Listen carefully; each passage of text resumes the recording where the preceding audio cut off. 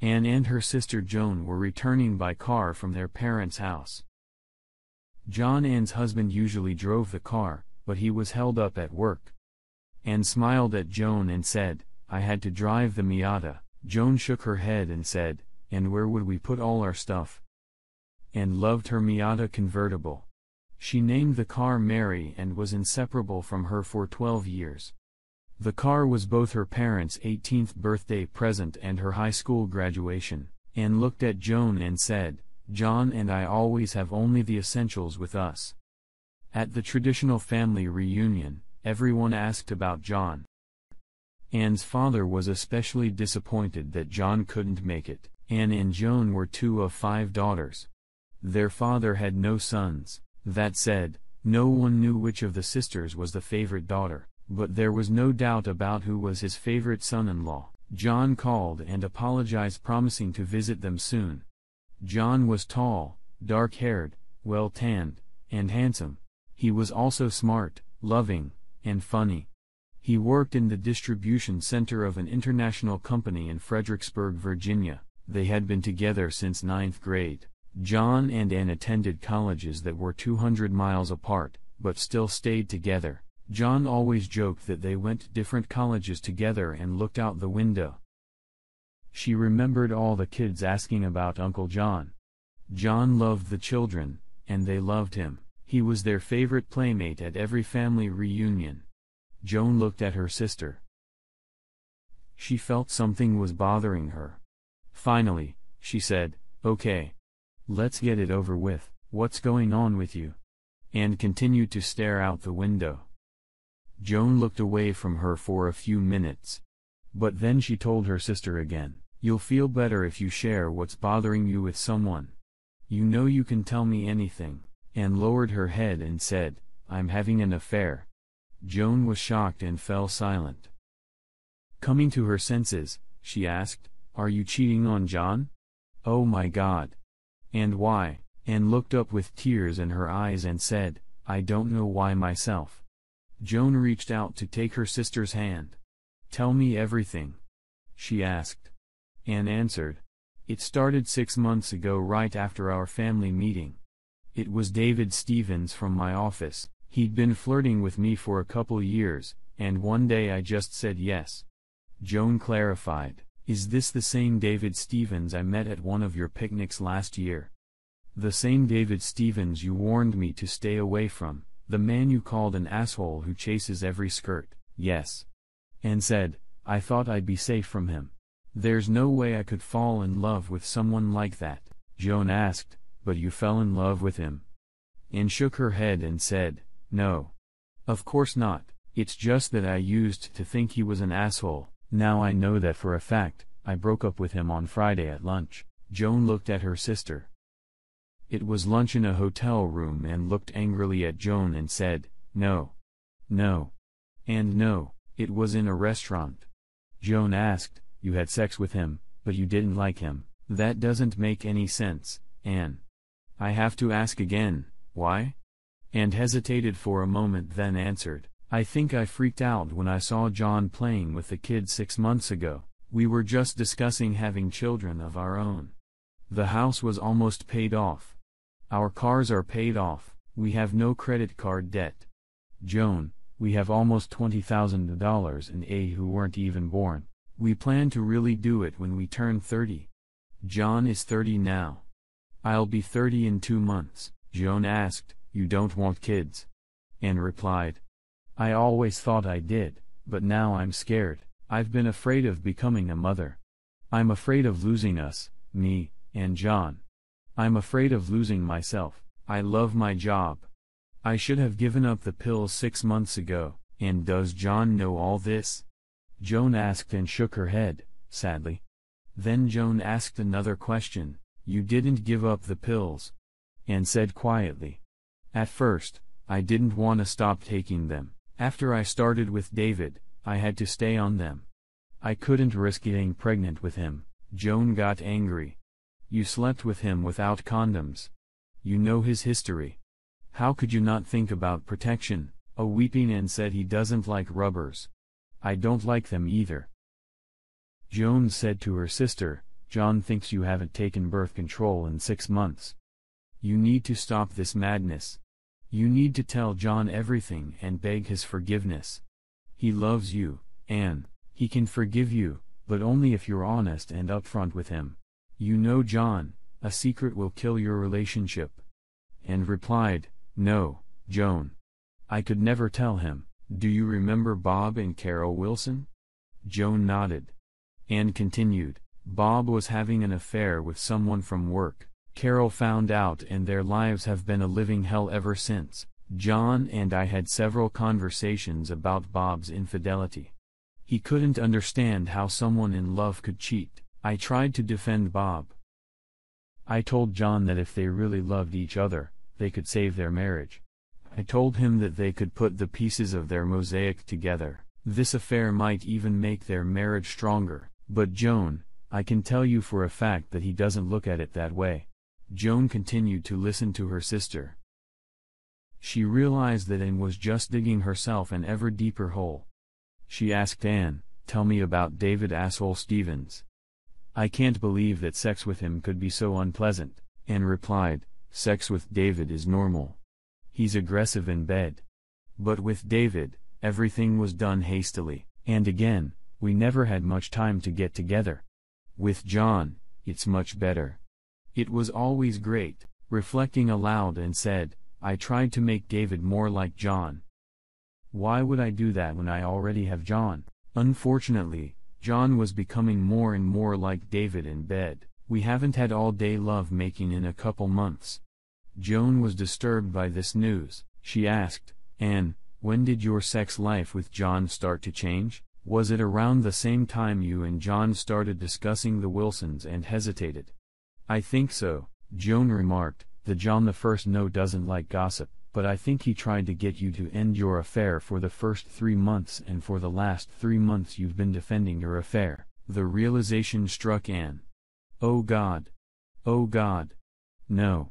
Does he really know? Does John know about David? Anne picked up her cell phone. She needed to talk to John. She needed to hear his voice. The call went straight to voicemail. Joan asked, How did he communicate with you when you talked to him last night? And realized that John hadn't called last night. They always talked before going to bed. Even when they were separated by thousands of miles, they talked. And said to Joan, He didn't call me last night. Joan asked, Tell me about your last communication. Did he seem okay? And replied, He seemed normal. We talked about Bob and Carol again, Joan. He said it was too late for them. He said that if Bob had come clean, maybe he would have had a chance. Anne continued, We talked about Mary, about my car. He asked me if I would fix it if the windshield cracked. I told him that, of course, I would. Then he asked me if I would fix it if I had fender damage. I told him, yes. He then asked me, would I fix it if the car was totaled in an accident? I told him no. I remember telling him that the car would never be okay again. It might look new, but it would never drive like it used to. And he told me that Bob had ruined his marriage to Carol. Joan was crying now too. She said to Anne, Pull yourself together. We don't know for sure what he knows, but we do know that you absolutely have to talk to him. Joan pushed a little harder on the gas pedal. They pulled into the driveway of Anne's house. There was a light on the front porch, but John's SUV wasn't there. Anne shouted fearfully. He's not here, Joan judiciously replied. He could have parked in the garage, opened the garage door, and knew his car wouldn't be in the garage. Their 2-car garage was reserved for her Miata and his 1988 BMW 325C convertible. She used her cell phone to open the garage door. The two women looked at the nearly empty garage. John's convertible was not in the garage. Anne's Miata was gone, but there was something in its place. In the spot where the Miata had been parked before, lay a 4x4-foot mound of mangled red metal. On top of it lay a large envelope of heavy paper and knew the contents. She had prepared many such packages herself at her job. On top of the envelope was a metal emblem that read, Mary. That emblem had been on the back of her car when they replaced the Mazda emblem with Mary a few years ago. On one of the emblem's screws hung John's wedding ring next to the emblem where her birth control pills, and picked up a paper lying to the side. It was a handwritten note addressed to her. She read the short text. Dear Anne, I'm sorry that everything I did wasn't enough for you. I hope you and David will be happy together. I just wanted you to respect me enough to tell me that to my face. You're merry as that metal junk you see in the garage. Let me know if you can put the pieces of that mosaic back together again. I've always loved you, Anne, and I will always love you. I hope you find the happiness you're looking for in your life. John. R.S. You have some kind of STD. Please get yourself tested. Our doctor says it can be pretty nasty if left untreated. You need to see him on Monday. He says you will need to tell the health department about your lovers, and handed Joan the note and sat down on the floor. She couldn't cry. She couldn't make a sound. She couldn't move. Joan sat down beside her and held her tightly against her. Anne's cell phone rang. She answered it without looking at the caller ID. John? She cried. No. It's your mother, came a voice from the phone. Her mother continued. John just left us. He brought your father some parts for the car and said he came to say goodbye. He didn't want to tell us what happened. Said, you should tell us yourself. Why is he leaving you, Anne? Anne told her mother. I had an affair. I slept with another man. Anne's mother was silent for a few moments. Then she said, disappointedly, I can't believe you could do something like that. Is Joan with you? Anne replied, yes, Joan is here. Her mother then said, I have to go. Your father needs me, and he's crying. I've been married to him for 40 years, and this is only the second time in my life I've seen him cry. Joan helped Anne into bed. Anne got up in the night and went downstairs to sleep on the couch. She couldn't sleep in their bed without him. The two of them spent a restless night. The next morning Anne was up and ready to face a new day. She took a shower and woke Joan up. Anne said, I have a busy day today. Will you help me? Anne knew her sister's answer. She thought about John. He had no real family to lean on. His parents had died in a car accident 20 years ago. He had one brother, but that one was in the military, and they only saw each other once every couple years. The fact that he was facing this alone broke her heart. The sisters went from the house straight to the doctor's office. He asked the necessary questions as professionally as he could. Anne felt guilt in every answer she gave. The doctor wrote several prescriptions to treat her venereal disease. Then they went to Anne's workplace. She talked to James Johnson. He was the partner she worked most closely with. She told him the whole story. He told her to take a week's vacation. The firm would represent her in the divorce. He promised to solve any work problem while she was away. As she left Johnson's office, she headed down the hallway to where she saw David Stevens talking to a couple of paralegals. When he turned toward her and kicked him in the groin with her knee, she picked up a heavy copy of Black's Law Dictionary and kicked him in the head. David Stevens flew across the table and landed with a clatter and said, expect a call from the health department, and turned around and saw Mr. Johnson. She said to him, I apologize for the mess. Will the firm represent me if I am arrested? Johnson smiled and nodded, then said, there will be no police report. Then they went to John's workplace. Anne knew that John had an automobile trailer and had taken all the possessions he had with him. He must have left the neighborhood, but she had to find him. She went to John's boss's office and had met Fred Jennings at several company events. He was a good boss and a good man. His secretary was Doris Miller, the nurse of the company. Doris saw Anne and said, Hi, Anne. Fred has been expecting you. Please come in and have a seat. Anne saw the sadness in her eyes. Anne and Joan entered Fred Jennings's office and sat down in the chairs offered to them, and aggressively said, I need to know where John is. Does he still work here? Fred calmly replied, and you have no enemies here. I've always liked you, and I think very highly of John. He said you could come here. He authorized me to answer all your questions. Fred continued, John has moved to Charleston, Scotland. He's the new Southeast Regional Manager. This is a big promotion for him. We first talked to him about this move 6 months ago, but John turned it down. He said you two were going to have kids, and he wanted you to be closer to your family. He also knew that the new position would require a lot more time to work. Then about 2 months ago, he asked me if the position was still open. He said that the pay raise would allow you to quit your job. He also thought you two might want a change of scenery. Fred stopped and looked at Anne. He added, John is a great worker, but he's a bad liar. He told me what was really going on between you two. I had hoped you two would move in together, and I'm so sorry it didn't work out. John isn't scheduled to report to the new office until next Monday. I can give you the address and phone number of our branch office there, but I don't know where he's staying in Charleston. Anne stood up and reached for Fred's hand. She said, "Thank you, Mr. Jennings." Fred replied, "Good luck, Anne. We all wish you nothing but the best for the future." The sisters went to lunch at a small diner down the street from her office. As they ate, Anne felt the stares of some of the members of the legal community. She knew there would be a lot of rumors and gossip, but she didn't care now. Anne told her sister, "He gave me every chance, didn't he? He was almost begging me. Why didn't he just say so? Why didn't he ask me to stop?" Joan looked at her sister. "Did you ever give him any sign that you might stop?" They ate and went back to the law office.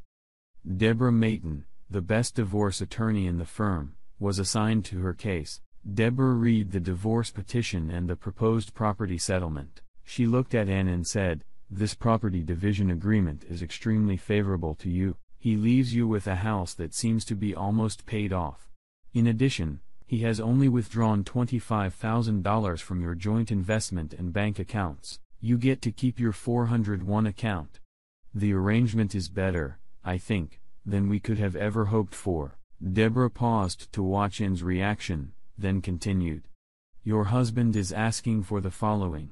He will take the 2 cars he drives, a 1988 BMW 30025iC and a 2018 Toyota RAV4. He will keep his 401 account. It looks like it's a little bigger than yours. He also withdrew $5,000 from your main checking account and all the money from an investment account he called the baby fund. That fund has $20,000 in it. The value of your other investment accounts is more. The last item is a request for you to return your maiden name." Joan hugged a sobbing Anne. Deborah Mayton felt a tear roll down her face. She had always liked Dan. She was familiar with her husband, and they seemed so perfect together. Deborah had seen so many failed marriages in recent years. She wondered how anyone could make such a marriage work if these two had failed. She knew it was unprofessional, but went around her desk and hugged Dan. The 3 women cried for lost love. There was nothing to fight about in a divorce. Deborah brought up the destruction of Anne's car, but John's attorney pointed out the unequal division of property. Mayton sought counseling, but the request was denied. John worked out of the area, and those sessions would have been impossible. 45 days later, Anne found herself in a conference room to finalize her divorce proceedings. It was the first time she had seen John since he had left her. He tried to look nice and calm, but he clearly wasn't. With Anne were her parents and Joan. Her parents had insisted on being there, but Anne wasn't sure if they showed up for her, or John. Anne and John greeted each other politely and courteously. Anne asked, "John, can we talk privately for a minute?" John nodded and turned to the lawyers. "Can we have a few minutes in one of the conference rooms?" Deborah led the couple down the hall to an empty room and began, "I'm sorry. I'm so sorry. I hurt you. I've been trying to figure out why I cheated on you. The only answer I have is that I was afraid. I was afraid of the changes coming in our lives." John shook his head and said, "And I was excited about the changes coming in our lives. I thought we had the same dreams for our future. Do you remember what we promised each other before we got married?" Anne nodded slowly and answered, "We promised to always talk to each other. We promised that we would never let anything come between us. We promised to always tell each other the truth." Anne said, sadly, "I was afraid the children would hurt us, you and me as a couple. I was afraid they would ruin our relationship." John responded sharply, You thought children would hurt our relationship? You cheated on me with another man to fix our relationship? John calmed down and continued. If you had told me your fears, we could have faced them together. The truth is you didn't want to face change. You did the one thing you knew would end our marriage and said, you should know that David was never a threat to our marriage. John looked at Anne and replied, I know he wasn't a threat. You were a threat to our marriage. I'm sorry I couldn't save us from you. She knew he was telling the truth. There was nothing more to say. Anne walked over to John and hugged him. John returned the hug and the two former lovers snuggled together for several minutes. They left the room and went back to their lawyers and family. The papers were signed quickly. As they were about to leave, John turned to Anne and gave her a key and a piece of paper. He said to her, I have some of your things in the storage room. You need to go there today or tomorrow before your lease expires. John hugged Anne's mom and shook her dad's hand. He promised to visit them as they asked. He hugged Joan and thanked her for being there for Anne. John turned and walked out of Anne's life and wanted to just go home, but her father insisted they go to the warehouse. Her father opened the door and the four of them stared at the contents. There was the Mary parked there in all its glory. The Miata looked like it had just been waxed and checked the back of the car for the emblem. It was in place. The car had the personal license plates, and Mita, and read the note she found on the windshield. And this is the real Mary. The car you found in the garage was an old wreck I found in a junkyard. I wanted you to feel my pain, but I couldn't take Mary away from you. Remember when we made 2 emblems for that car? I hope you two have many more happy days together. Love, John R.S. Mary needs to be insured before you get behind the wheel. Anne's father said, John called me 2 days ago and told me about your car. He wanted to make sure you got it home safely and drove the Miata home. She decided to take a chance and drive 2 miles. She put the Mary in her usual spot in the garage and turned off the ignition. Her family found her crying. They were waiting for her in the living room, but they knew she needed to cry. The funny thing about life is that you often relive an event that you think you can never relive. Anne went on with her life and dove head first into her work. A couple years after her divorce, she applied and was accepted to Georgetown Law School. She rarely drove her precious Mary. The joy she had once felt was gone. She preferred to drive the Toyota Corolla she bought after John left. She often talked to her parents. When she asked, they would tell her they were talking to John. And wondered if he ever asked about her, and the answer was usually in the negative. The day of the family reunion approached and Anne spoke to her parents again. Her father asked, Is it okay if I invite John to the reunion? She paused and replied, Dad, it's been almost 5 years. I know how close you two were. I don't mind if you invite him. Her father said, Even if he brings someone, and closed her eyes and said, Yes, Dad. At the family reunion and watched John walk into the yard. The last 5 years had been very kind to him. He looked happy. John was accompanied by a pretty woman and 2 children. The children appeared to be between 8 and 12 years old and looked at the woman carefully. She was pretty tall and slender with long black hair. Her breasts weren't very big, but she had slender legs. The woman had a good figure, but she seemed to have problems with her postpartum tummy. The 2 new children quickly disappeared into the crowd of other children playing, and thought this would be a good time to introduce herself. As she approached the couple, John turned to her. He said, It's good to see you again, Anne. I'd like to introduce you to my wife, Maria. The pretty woman held out her hand. Nice to meet you, Anne, she said, and replied, It's nice to meet you, Maria. John and you look good. Who are the 2 little ones that came with you? Maria replied, These are our children, William, he is 9 years old, and Serena, she is 11. They were so excited to come today. Neither John nor I have a big family. Thank you for letting us come. John added, I adopted and fostered them when we got married last year. Their father was killed in Afghanistan a few years ago.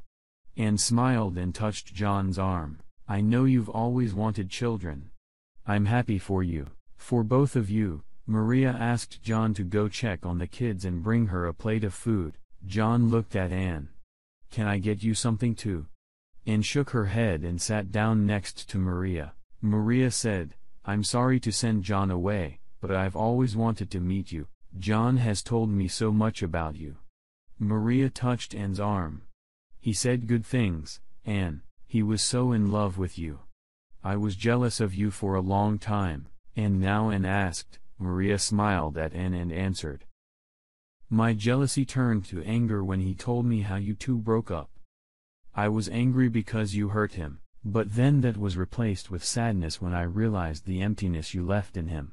He's the most wonderful man I've ever met, but I know he was once even better. I tried to put all the pieces of the mosaic together. Anne replied, I'm really sorry. You can't imagine how much I wish I could change what I did, but you seem to have done a great job with it. Maria shook her head. No work.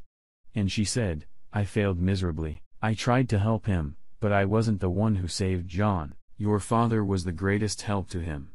He always treated John as if he were his own son, but the real credit goes to William and Serena. The more time he spent with them, the more he came alive.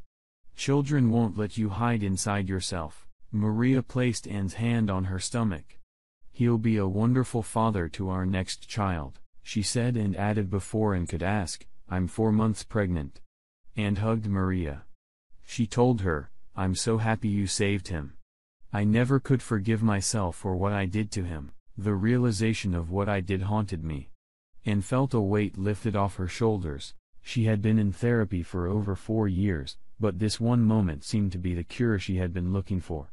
Anne looked at Maria and added, I have to tell you, not only did you put his mosaic together, you helped put me together as well. John soon returned with 2 plates of food.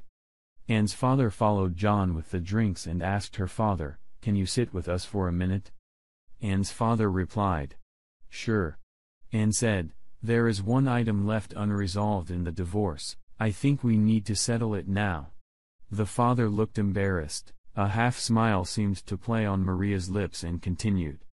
John, we are divorced, but I don't think we've resolved the issue with my family. I think we should have joint custody. You and now, Maria and the children are part of that family. Dad laughed, stood up and hugged Dan. Maria cried as she also hugged Dan.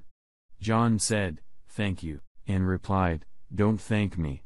You don't know how hard work they can be. At that moment, Anne thought to herself, Well, I may have lost a husband, but I gained a brother. There was a big difference in those kinds of love. Anne chuckled, thinking that Dr. Williams would enjoy talking about this the next time she had a therapy session. 3 days later, Anne thought back to meeting Maria and the kids as she drove to class. The breeze fluttering her hair was wonderful as she moved down the highway. She lowered the convertible top of Mary's car and turned up the radio louder.